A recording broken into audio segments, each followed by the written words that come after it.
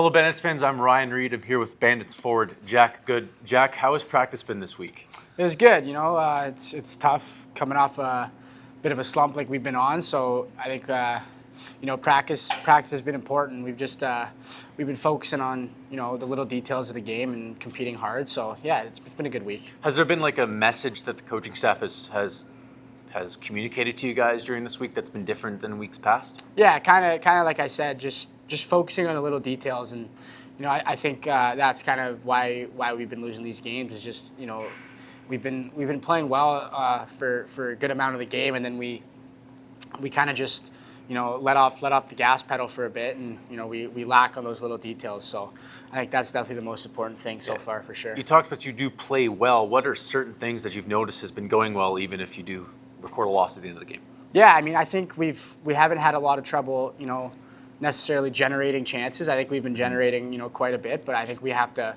focus on bearing down for sure. I think if we can, bear down on our chances and score more goals, it's definitely, allows us to make a little bit, sometimes more mistakes, defensively, which still you don't want to do. But if you can score goals, it kind of swings the momentum of the game. So I think that's a big focus. Now, you being a part of the leadership group, what's been the message from your leadership group towards some of the newer players, some of the younger players?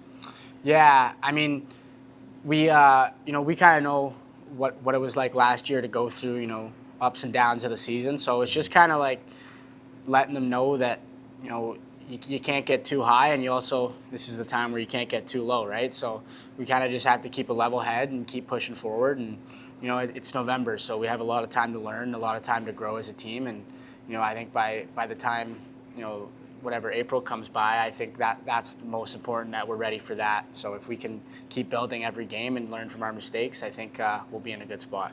Now, how do you personally, individually, stay even keel through the ups and downs season? You keep stretches where you have just a ton of points and maybe you go a couple games without a goal. How do you stay locked in and to continue to play consistently? Yeah, kind of the same thing. Like, I just try and keep a level head. Like, if things are going well, I take the positives, and I also think about what I can do better. But if things are going bad, same thing. I think, what did I do good, and how can I keep doing those good things, and what can I improve on? So I think just trying to stay level, stay positive, but not too positive, and try to block out anything negative that's trying to creep into my head for sure. So. Now, new signings with the two goalies. You got Cole and we got Lincoln in the mix. How have they been so far? What's your first impression of those two players? Yeah, they're good guys. Cole just got here today, so I haven't really had a chance to even introduce myself because we were on the ice early working on the power play today, so I didn't really get to talk to him. But I had a good conversation with Lincoln. He's a nice guy, and I'm looking forward to getting to know both of them better. Now, for some of the fans or just people in general that don't know what goes into a new player coming into a team mid-season, like what that situation looks like, what does it look like from a leadership perspective? How do you get a player integrated into the team?